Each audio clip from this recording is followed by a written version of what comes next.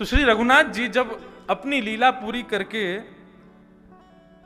वैकुंठ प्रस्थान कर रहे थे, ठाकुर जी की दयालुता का भाव, तो अयोध्या में जितने परिकर हैं सबके लिए विमान आया, लेकिन उस व्यक्ति के लिए विमान नहीं आया जिसने सीता जी पर संदेह किया, संशय किया था। सब लोग विमान में बैठ करके जाने लगे, तो श्री हनुमान जी से रघुनाथ जी बोले, अब अयोध्या में कोई रह तो नहीं गया? सब लोग आ गए ना विमान में, सबके लिए अलग अलग विमान आ गए हैं ना? बोले हाँ महाराज जी सबके लिए आ गए। लेकिन तभी रघुनाथ जी को दिखा सरजू जी के किनारे बैठा हुआ एक दीनहीन सा व्यक्ति रुदन कर रहा है। हनुमान ये कौन है, ये क्यों रो रहा है? बोले श्री सीता जी पर संशय करने वाला वही व्यक्ति है, इसके लिए विमान नहीं आया। और ये जिस किसी के भी विमान में इसने चढ़ने का प्रयास किया है तो विमान उड़ा ही नहीं। बोले पहले इसको उतारो तब उड़ेंगे हम, इसके लिए कोई विमान नहीं आया। रघुनाथ जी बोले इधर आओ, क्यों नहीं गए तुम? बोले हमारे लिए विमान ही नहीं आया, जिसके भी विमान में गए उस सब ने हमको उतार दिया। ठाकुर जी बोले ठीक है, तुम हमारे विमान में आ जाओ और हमारे सिंहासन के नीचे छुप के बैठ जाना, किसी को दिखना नहीं। चलो, कितने दयालु ठाकुर जी। उसको अपने सिंहासन के नीचे बिठा करके और ठाकुर जी वैकुंठ ले गए। अब ठाकुर जी का विमान तो उड़ेगा। अब तो महाराज 33 करोड़ देवता गाजे बाजे बजा रहे हैं, पुष्प वर्षण कर रहे हैं। अयोध्या नगरी से संपूर्ण अयोध्या नगरी वैकुंठ पधार रही है। श्री रघुनाथ जी अपनी लीला पूरी करके पधार रहे हैं। एक एक करके सबके विमान अंदर प्रवेश करते जा रहे हैं। सबसे पीछे सबसे विशाल पुष्पक विमान, पूरे राम दरबार से सुसज्जित ठाकुर जी का विमान आ रहा था। वेद ध्वनि होने लगी, शंखनाद होने लगे, मृदंग बजने लगी। जैसे ही वैकुंठ में प्रवेश करने लगे, वैकुंठ के विशाल स्वर्ण कंचन के दरवाजे अपने आप बंद हो गए। रघुनाथ जी बोले ये क्या हुआ? वैकुंठ, अरे हम आए हैं, स्वागत नहीं करोगे? तुमने दरवाजे क्यों बंद किए? वैकुंठ उपस्थित हो गया। प्रणाम प्रभु, वर्षों बाद आप पधारे हैं, आपका स्वागत है। लेकिन प्रभु आपके रथ में, आपके इस विमान में एक अनधिकारी व्यक्ति बैठा है जिसको वैकुंठ में प्रवेश नहीं मिलेगा। बोले कौन है? बोले आपके सिंहासन के नीचे छुपा बैठा है, उसको निकालो वहां से। हनुमान जी उसको निकाल के लाए, बेचारा रुदन कर रहा था। बोले इसको वैकुंठ में स्थान नहीं मिलेगा। क्यों? बोले हमारी आचार्या हैं लक्ष्मी सीता जी, उनकी अवहेलना की है इसने, हम वैकुंठ में स्थान नहीं दे सकते। और वैकुंठ ने मना कर दिया तो भगवान ने उसकी ओर देखा, वो रुदन करने लगा। बोले क्या करूं, कहां जाऊं? बोले वैकुंठ नहीं तो स्वर्ग भेजेंगे हम। ए इंद्र यहां पे आओ, इसको लेके जाओ, स्वर्ग में बिठाओ। इंद्र ने हाथ खड़े कर दिए। बोले महाराज, आचार्य की अवहेलना करने वाला कोई भी क्यों ना हो, स्वर्ग की प्राप्ति, स्वर्ग के नियमानुसार उसको स्वर्ग में प्रवेश नहीं है, आप स्वर्ग नहीं भेज सकते। भगवान ने प्रत्येक स्थान के नियम बना रखे हैं। यदि उन नियमों से पृथक कोई व्यक्ति उस स्थान में प्रवेश भी करना चाहेगा, देवता भी उसको ले जाना चाहेंगे, तो वो स्थान उसको प्रवेश नहीं करने देगा। बोले स्वर्ग के सारे टर्म्स एंड लॉज में ऐसे व्यक्ति को प्रवेश वर्ज्य है। भगवान बोले कोई नहीं, हम तुमको शिवलोक भेज देंगे। शंकर जी कहाँ हैं? शंकर जी इनको लेके जाओ अपने संग, कैलाश में रखना।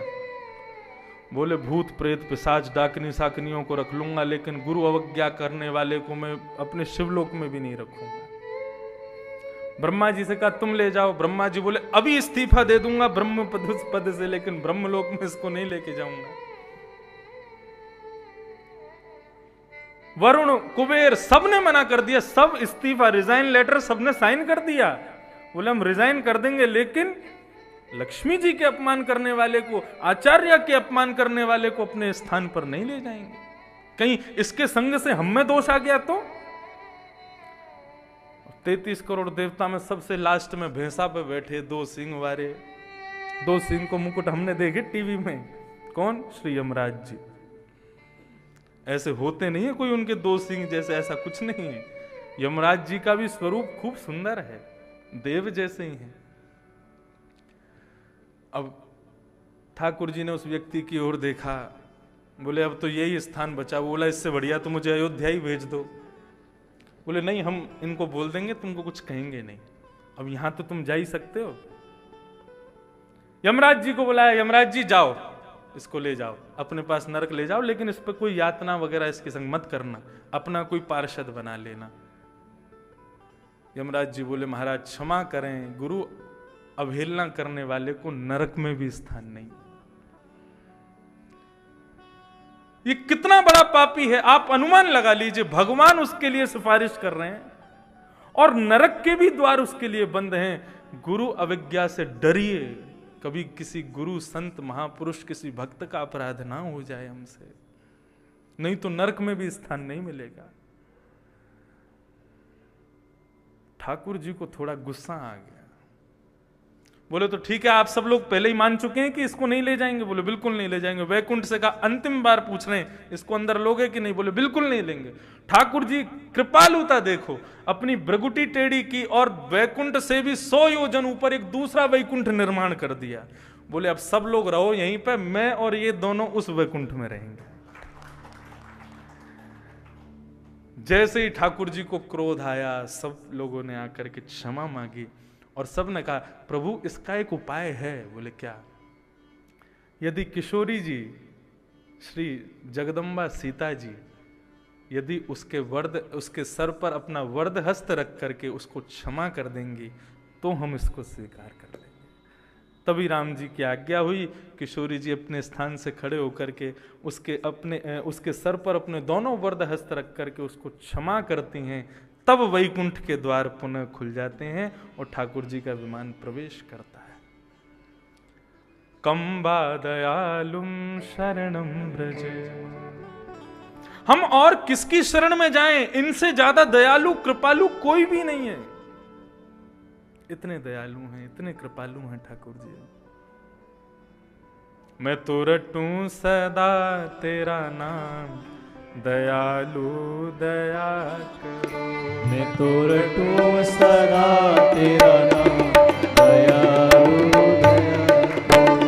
मैं तो रटूं सदा तेरा नाम, दयालु दया करो।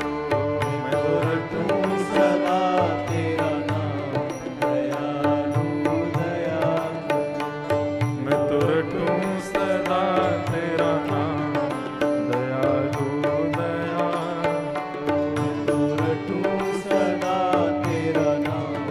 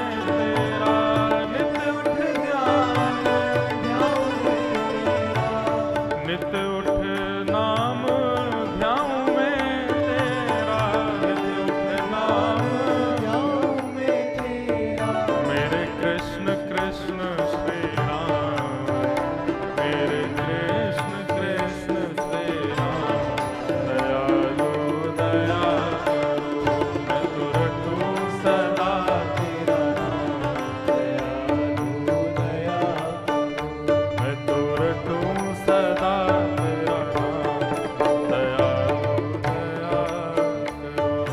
रटूं सदा तेरा नाम, दयालु दया करो। दयालु दया करो। दयालु दया करो। प्यारे कान्हा कृपा करो। कृपा करो। मैं तो जपूं सदा तेरा नाम, दयालु दया रटूं सदा तेरा नाम, दयालु दया करो। मैं तो जपूं सदा